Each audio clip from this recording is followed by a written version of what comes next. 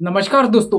क्या देश की राजनीति में इस वक्त एक ऐसी लड़ाई चल रही है जिसका असर सिर्फ आज राजनीतिक नहीं बल्कि आने वाले कई सालों तक दिखाई दे सकता है।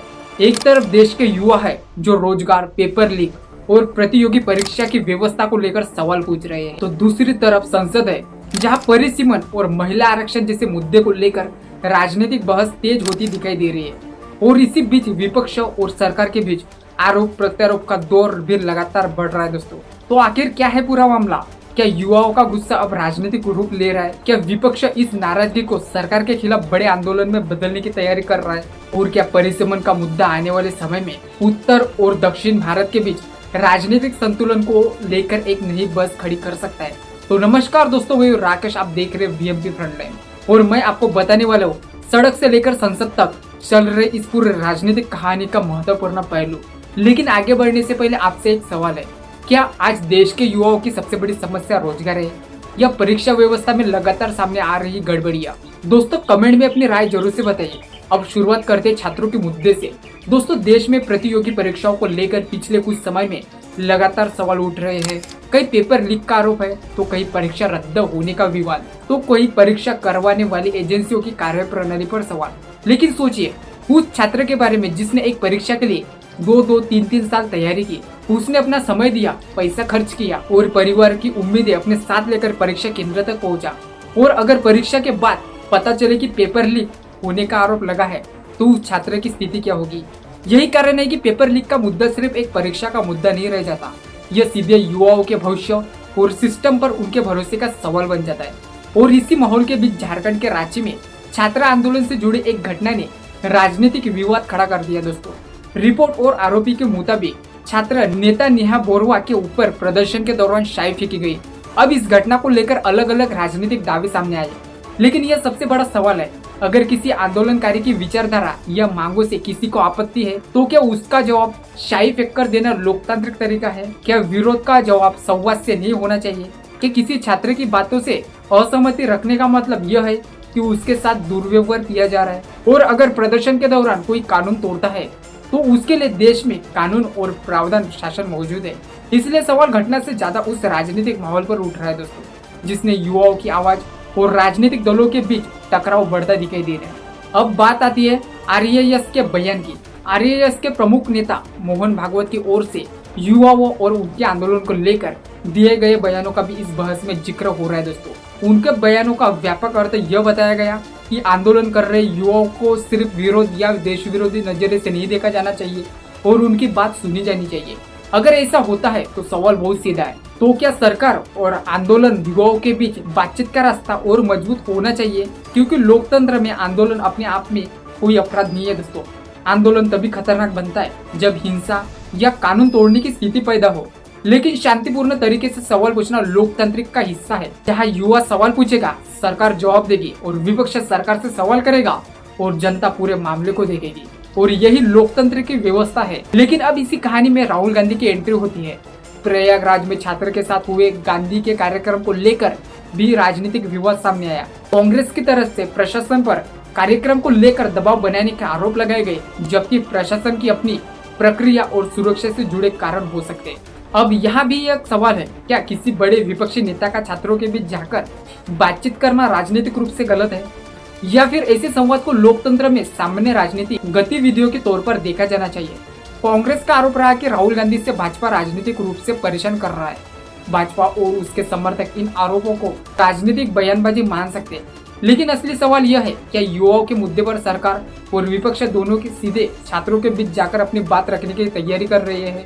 क्योंकि अगर युवा सिर्फ राजनीतिक भाषा सुनता रहेगा और उसके मूल सवालों का जवाब नहीं मिलेगा तो नाराजगी बढ़ना स्वाभाविक है।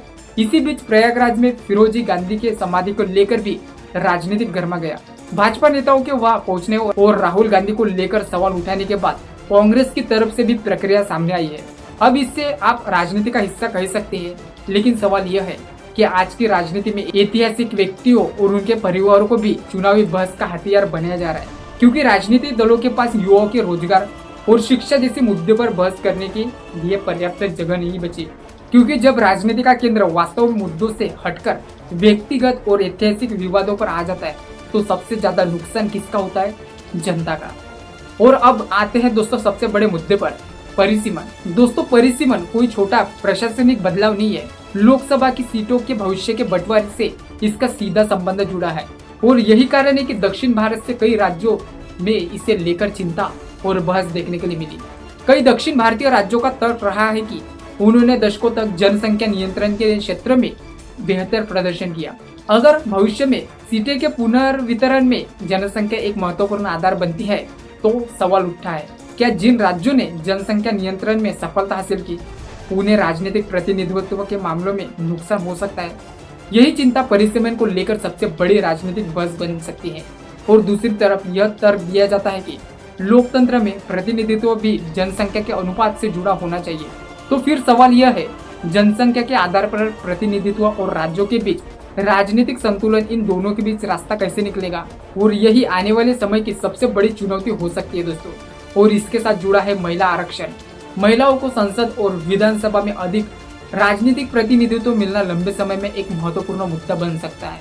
लेकिन अगर महिला आरक्षण और परिसीमन की प्रक्रिया एक दूसरे से जुड़ती है तो कई नए सवाल खड़े होंगे। किस राज्य में कितनी सीटें आरक्षित होंगी और किस क्षेत्र में किस सीट महिलाओं के लिए आरक्षित होगी और परिसीमन के बाद सीटों का नया नक्शा कैसा होगा?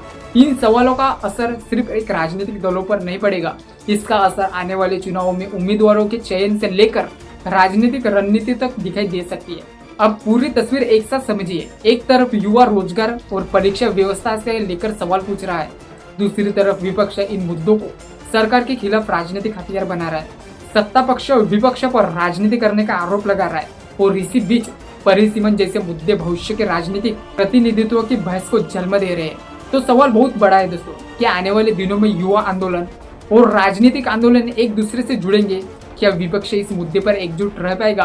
क्या सरकार छात्र की नाराजगी को बातचीत के जरिए कम कर पाएगी? और सबसे महत्वपूर्ण सवाल, क्या परिसीमन को लेकर केंद्र और राज्यों के बीच व्यापक सहमति बन पाएगी? इन सवालों का जवाब आने वाला समय ही देगा। लेकिन एक बात साफ है दोस्तों, आज का युवा सिर्फ भाषण नहीं सुनना चाहता, वह सवाल पूछना चाहता है। वह जानना चाहता है कि उसकी परीक्षा सुरक्षित है या नहीं, उसकी मेहनत का परिणाम समय पर मिलेगा या नहीं, उसे रोजगार के अवसर मिलेंगे या फिर नहीं, और उसकी आवाज राजनीतिक फैसलों में कितनी सुनी जाएगी। यही वजह है कि आने वाले दिनों में राजनीति में युवाओं की भूमिका बेहद महत्वपूर्ण होने वाली है, क्योंकि चुनाव सिर्फ नेताओं के भाषणों से नहीं जीते जाते, चुनाव जनता के मूड से तय होते हैं। और अगर युवा किसी मुद्दे पर बड़ी संख्या में सवाल पूछना शुरू कर दे तो किसी भी राजनीतिक दल के लिए उस आवाज को नजरअंदाज करना आसान नहीं होता। अब देखना यह होगा दोस्तों कि आने वाले दिनों में यह राजनीति कहाँ और किस दिशा में लेकर जाती है। क्या सरकार युवाओं के साथ संवाद का रास्ता अपनाएगी? क्या विपक्ष युवाओं के मुद्दे को लेकर कोई साझा रणनीति तैयार करेगा? क्या परिसीमन को लेकर उत्तर और दक्षिण के बीच सहमति बनेगी? और क्या महिला आरक्षण का मुद्दा भारतीय राजनीति में महिलाओं की भूमिका को वास्तव में ऊंचाई देगा? इन सभी सवालों के जवाब आने वाले राजनीतिक घटनाक्रम में छिपे हैं। लेकिन लोकतंत्र का सबसे महत्वपूर्ण नियम आज भी वही है, सवाल पूछना जनता का अधिकार है और जवाब देना सत्ता की जिम्मेदारी। अगर आपको लगता है कि युवाओं के रोजगार और परीक्षा व्यवस्था और राजनीतिक प्रतिनिधित्व जैसे मुद्दे पर गंभीरता से बहस होनी चाहिए तो वीडियो को लाइक कीजिए और चैनल को सब्सक्राइब जरूर से कर दीजिए। अगर दोस्तों आपको ये विश्लेषण पसंद आता है तो वीडियो को लाइक कीजिए, चैनल को सब्सक्राइब कीजिए। मिलते हैं अगली बड़ी खबर के साथ, तब तक के लिए धन्यवाद। जय हिंद।